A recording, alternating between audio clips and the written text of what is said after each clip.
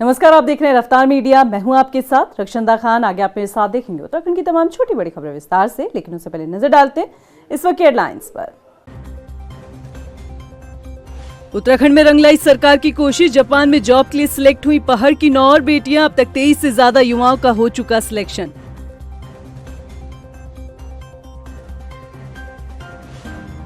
उत्तराखंड से कांग्रेस प्रदेश प्रभारी की दूरी ऑनलाइन मीटिंग तक सीमित। निकाय चुनाव की तैयारी, पार्टी की नीति या फिर कोई और मजबूरी। हरिद्वार से बीजेपी सांसद त्रिवेंद्र सिंह रावत के बयान पर सियासत। सदन में खनन पर बोले त्रिवेंद्र, अपनी ही सरकार को किया असहज, विपक्ष को दिया राजनीति का मुद्दा। और राजधानी देहरादून के भारतीय सैन्य अकादमी में शानदार पासिंग आउट परेड का आयोजन। देश को मिले 456 युवा सैन्य अधिकारी। मित्र देशों के 35 कैडेट्स हुए पास आउट। हेडलाइंस के बाद बुलेटिन में खबरें विस्तार से, और बात सबसे पहले कर लेते हैं उत्तराखंड के युवाओं की। आपको बता दें कि उत्तराखंड कौशल विकास विभाग की मुहिम के चलते पहाड़ की बच्चियां अब आपको जापान में नौकरी करती हुई नजर आएंगी। पहाड़ के दुरुस्त क्षेत्र की रहने वाली बेटियां अपनी मेहनत से अब जापान का सफर तय करने जा रही हैं। ये रिपोर्ट देखिए। उत्तराखंड में कौशल विकास विभाग निजी संस्था के सहयोग से प्रदेश के बच्चों को जापानीज लैंग्वेज के स्पेशल कोर्स करवा रहा है। इस योजना के तहत प्रदेश के बच्चे जापानी भाषा में दक्ष हासिल कर जापान में नौकरी करने के लिए खुद को योग्य बना रहे हैं। उत्तराखंड से अब तक 23 से ज्यादा बच्चे जापान में नौकरी कर रहे हैं और अब इस संख्या में 9 और बेटियां शामिल हो गई हैं, जिन्हें कैबिनेट मंत्री सौरभ बहुगुणा ने शनिवार को रवाना किया। इस मौके पर कैबिनेट मंत्री सौरभ बहुगुणा ने बताया कि जापान में भारतीय युवाओं की बेहद मांग है, लिहाजा सरकार इस दिशा में काम कर रही है। खुशी होती है कि आज हमारे 11 बच्चे पहले जापान जा चुके हैं। आज हमने 9 और बच्चों को अपॉइंटमेंट लेटर बांटा है। और सबसे अच्छी बात यह है कि हमारी जितनी भी बहनें थीं उत्तराखंड के समस्त जिलों को रिप्रेजेंट कर रही थीं। पर्वतीय जिलों से ज़्यादातर हमारी बच्चियां थीं जिन्होंने बहुत मेहनत करके इस कोर्स को पास किया है और जापान में आज उनको 1 से 1.5 लाख के बीच में तनख्वाह पे वो जा रहे हैं। हमारी कोशिश यही है कि उत्तराखंड के हर बच्चा अच्छी स्किल पा सके और डिमांड बेस्ड स्किल। बच्चों को स्किल डेवलपमेंट में दक्ष करने वाली संस्था के रीजनल हेड रमेश पेटवाल ने कोर्स को लेकर क्या कुछ जानकारी दी है, चलिए आप भी सुनिए। बहुत सिस्टमेटिक तरीके से प्रोग्राम चलाया जा रहा है। तो हम लोग अभी Japan as a country, Germany as a country focus कर रहे हैं। और ये जो आज का वो था 9 बच्चों का जो ऑफर लेटर मिला है, N4 सर्टिफिकेट का डिस्ट्रीब्यूशन हुआ है, वो उसी का पार्ट है। तो आई थिंक ये मुझे ऐसा लगता है कि इस जैसे माननीय मंत्री जी ने बताया कि ये जो 9 बच्चे हैं ये पूरे उत्तराखंड को प्रेजेंट करते हैं। इसमें टिहरी, अल्मोड़ा, उत्तरकाशी, पौड़ी सब जगह से बच्चे हैं। तो ये प्रोग्राम बहुत अच्छा प्रोग्राम है एम्प्लॉयमेंट के लिए और पर्टिकुलरली फॉरेन एम्प्लॉयमेंट के लिए। जापान के लिए चयनित होने वाले छात्राओं ने बताया कि उनका सपना आज साकार हो गया। थैंक्स बोलना चाहूँगी स्पेशली उत्तराखंड गवर्नमेंट, जिन्होंने हमें बहुत बड़ा चांस दिया है इंटरनेशनली सर्व करने का, अपने नेशन को, अपने स्टेट को, अपने डिस्ट्रिक्ट को एक अच्छे लेवल पे, एक इंटरनेशनल लेवल पे। मैंने लास्ट ईयर इस कोर्स में इंगेज करा था और इस कोर्स को हमें जो एग्ज़ाम्स होते हैं हमारे दिल्ली होते हैं और मैं इस कोर्स के लिए लर्नेट स्किल और रमेश सर और हमारे जो सौरभ सर हैं, मैं उनको बहुत बहुत धन्यवाद करना चाहती हूँ। उन्होंने हमें इतनी अच्छी अपॉर्चुनिटी दी है। देहरादून से मनीष डंगवाल की रिपोर्ट। उत्तराखंड में निकाय चुनाव को लेकर सरगर्मियां तेज हो गई हैं। राजनीतिक पार्टियों ने इस चुनाव को जीतने के लिए अपनी तैयारियां शुरू कर दी है। पार्टियों में बैठकों का दौर जारी है, लेकिन इस बीच कांग्रेस प्रभारी एक बार फिर सवालों के घेरे में है। दरअसल कांग्रेस प्रभारी कुमारी शैलजा चुनावी तैयारियों को लेकर ऑनलाइन मीटिंग तक ही सीमित दिख रही हैं। ये रिपोर्ट देखिए। कांग्रेस प्रदेश प्रभारी के उत्तराखंड से दूरी, प्रभारी शैलजा पर फिर उठे सवाल। ऑनलाइन मीटिंग तक सीमित है कुमारी शैलजा, कांग्रेस को निकाय चुनाव की टेंशन। उत्तराखंड में निकाय चुनाव को लेकर माना जा रहा है कि जनवरी में हो सकते हैं। एक तरफ जहां बीजेपी में लगातार बैठकों का दौर जारी है, बीजेपी के प्रदेश प्रभारी दुष्यंत गौतम से लेकर राष्ट्रीय संगठन महामंत्री BL संतोष का दौरा जारी है, तो वहीं कांग्रेस प्रभारी कुमारी शैलजा को उत्तराखंड आने का समय ही नहीं मिल पा रहा है। हाल ही में हुए केदारनाथ उपचुनाव में कुमारी शैलजा को पार्टी के प्रचार के लिए उत्तराखंड पहुंचना उचित नहीं लगा। एक और बीजेपी ने जोड़तोड़ की रणनीति शुरू कर दी है, तो दूसरी ओर कुमारी शैलजा ऑनलाइन मीटिंग तक ही सीमित नजर आ रही हैं। और हमारी जो राष्ट्रीय प्रभारी हैं हमारे आदरणीय शैलजा जी और आदरणीय शर्मा साहब प्रकट सिंह जी, वो लगातार जूम मीटिंग्स के माध्यम से हमारे से टेलीफोनिक कन्वर्सेशन से हम लोग को दिशा निर्देश दे रहे हैं और हम जिस दिशा निर्देश को उनसे मिल रहा है उसका पालन करते हुए हम काम कर रहे हैं। अभी बाई इलेक्शन भी तो हमने उन्हीं के निर्देशन पे, उन्हीं के सलाह पे लड़े और हम जीते। केदारनाथ में थोड़ी सी कुछ चूक हो गई, लेकिन ये कहना कि फिजिकली होके होना, क्योंकि ये आधुनिक समय है, आप दूरभाष के माध्यम से, आप वीसी के माध्यम से सारे काम करते हैं। आज सरकार भी वीसी के माध्यम से काम कर रही है, तो उसी तरीके से हम अपना काम कर रहे हैं। कांग्रेस प्रदेश प्रभारी कुमारी शैलजा पर सवाल उठने भी लाजिमी है, क्योंकि उन्होंने एक और प्रदेश अध्यक्ष करण माहरा द्वारा बनाई गई प्रदेश कार्यकारिणी को भंग कर दिया। दूसरी ओर उन्होंने प्रदेश से लगातार दूरी बना रखी है। कई बार तो उत्तराखंड के वरिष्ठ नेताओं को बैठक के लिए दिल्ली जाना पड़ता है। अब ऐसे में सत्ताधारी पार्टी बीजेपी को भी एक मुद्दा हाथ लग गया है।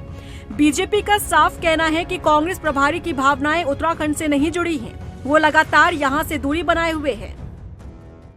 देखिए, कांग्रेस की अगर हम बात करें तो कांग्रेस की प्रदेश की प्रभारी हमेशा उत्तराखंड से नदारद रही हैं। कभी भी उनकी भावनाएं इस प्रदेश से नहीं जुड़ी, कभी भी उनका विशेष लगाव इस प्रदेश से नहीं रहा। उन्होंने अपने प्रदेश के चुनाव को ही बहुत ही हल्के में लिया और वहां पर जिस तरीके से सिर्फ उठव्वल रही, तो वहां पर आप नतीजा देख चुके हैं और उत्तराखंड के अंदर भी वही नतीजा रहा।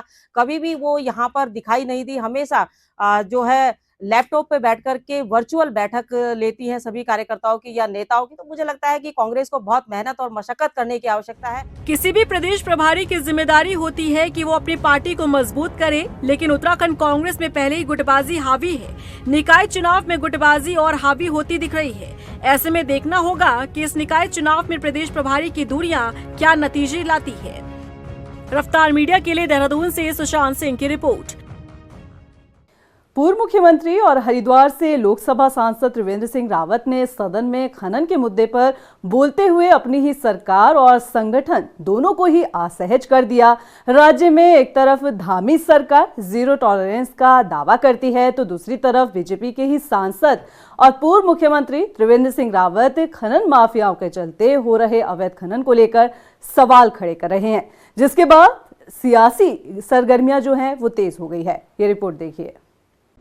बीजेपी सांसद त्रिवेंद्र सिंह रावत के बयान पर सियासत। सदन में त्रिवेंद्र ने सरकार पर उठाए सवाल। खनन पर बोलते हुए अपनी ही सरकार को किया असहज। पूर्व मुख्यमंत्री त्रिवेंद्र सिंह रावत ने सदन में खनन पर बोलते हुए अपनी ही सरकार को कटघरे में खड़ा कर दिया। खनन पर बयान जारी करते हुए हरिद्वार से सांसद त्रिवेंद्र सिंह रावत ने कहा कि वर्तमान में राज्य के भीतर अवैज्ञानिक तरीके से खनन हो रहा है।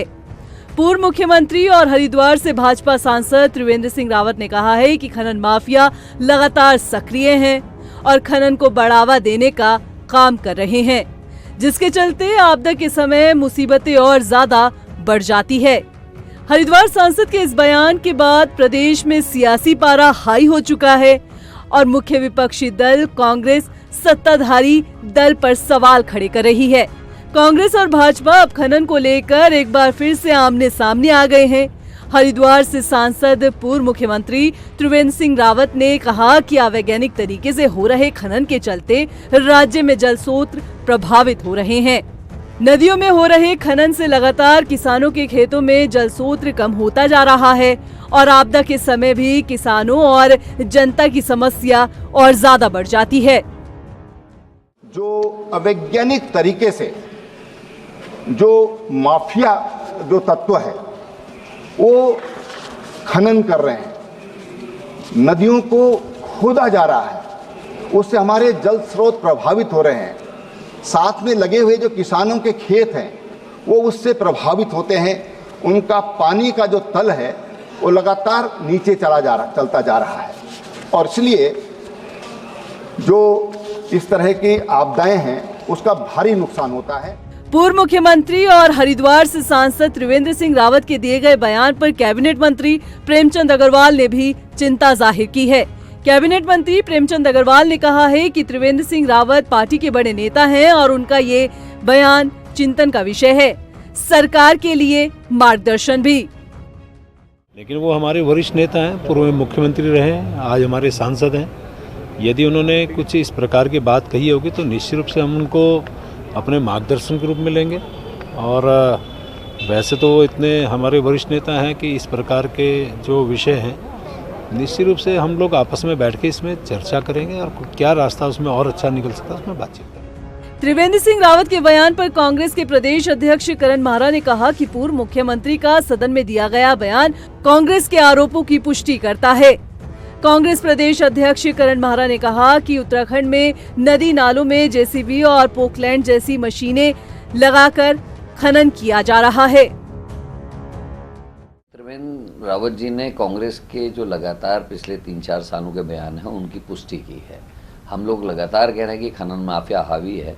यहाँ तक नौबत आई कि यूपी की पुलिस ने आगे खनन माफिया की वजह से उधम सिंह नगर में जो गोलाबारी की उसमें एक पंचायत प्रतिनिधि की पत्नी की मृत्यु भी हुई है और उससे पहले भी जनप्रतिनिधियों पे हमले होना या पुलिस पे हमले होना ये देखा गया। और लगातार जब से भारतीय जनता पार्टी की सरकार आई है हर नदी हर नाले में पोकलैंड और जेसीबी आपको देखने को मिलेंगे। उत्तराखंड में खनन हमेशा के लिए ही सरकार के लिए टेंशन बढ़ाने वाला मुद्दा रहा है, क्योंकि विपक्ष के निशाने पर आबकारी के बाद अगर कोई सबसे ज्यादा सवाल खड़े करने वाला विषय होता है तो वो खनन है। इसलिए पूर्व मुख्यमंत्री त्रिवेंद्र सिंह रावत का ये बयान बीजेपी सरकार और संगठन दोनों के लिए चिंता बढ़ाने वाला है, क्योंकि विपक्ष को बैठे बिठाए सत्ता पक्ष को गिराने का मौका मिल गया। देहरादून से मनीष जंगवाल की रिपोर्ट। गदरपुर में विधायक अरविंद पांडे ने राज्य योजना के तहत लिंक मार्ग का शिलान्यास किया। आपको बता दें कि करीब 2 करोड़ 25 लाख रुपए की लागत से सड़क का निर्माण कराया जा रहा है, जिसका लाभ आने वाले दिनों में क्षेत्र के लोगों को मिलेगा। चिंतापाड़ा की सड़क को भी 1 किलोमीटर की पैमाइश इसकी हुई थी, लेकिन मुझे ऐसा लगता है कि शायद 2-3 गली छूट गई हैं। मैंने विभागीय अधिकारियों को निर्देशित किया है कि 100-200 मीटर कुछ कमी भी है तो 1 किलोमीटर की योजना के साथ साथ जो और भी सेविंग में जो पैसा बचेगा, जो गलियां बची हैं उसको भी साथ में ले लिया जाए। तो मुझे लगता है कि 1 करोड़ रुपए से ज़्यादा लागत की इस इलाके की सड़कें बनाई जाएंगी। उधर अल्मोड़ा में कांग्रेस नेता बिट्टू कर्नाटक ने विकास कार्यों को लेकर भाजपा सरकार पर निशाना साधा। बिट्टू कर्नाटक ने कहा कि हमने अल्मोड़ा को नगर पालिका से नगर निगम बनाए जाने का स्वागत किया, लेकिन नगर निगम बनने के बाद भी शहर बदहाल है। रुड़की के उप जिला अस्पताल में दलालों का बोलबाला देखने को मिल रहा है। लोगों की माने तो प्राइवेट अस्पतालों के दलाल महिला वार्ड के बाहर पहरा दे रहे हैं ताकि वहां आने वाले मरीजों को अपने अस्पतालों में ले जा सके। उधर अस्पताल प्रशासन का कहना है कि ऐसे लोगों पर शिकंजा कसना मुश्किल है। चौधरी मैट्रन के पद पे हूँ कि यहाँ दलाल जो लेडीज है जेंट्स आते हैं, लेकिन मुझे अभी उनका पूरा शकल नहीं मालूम है। जब मुझे देखते हैं वो मुझे देख के 9-11 हो जाते हैं, चले जाते हैं मुझे देख के। मैं नहीं चाहती कि यहाँ पे इस तरह के आए। अभी के लिए फिलहाल इतना ही, मुझे दे इजाजत। लेकिन चलते चलते नजर डालते इस वक्त की हेडलाइंस पर। नमस्कार। उत्तराखंड में रंगलाई सरकार की कोशिश। जापान में जॉब के लिए सिलेक्ट हुई पहाड़ की 9 और बेटियां। अब तक 23 से ज्यादा युवाओं का हो चुका सिलेक्शन।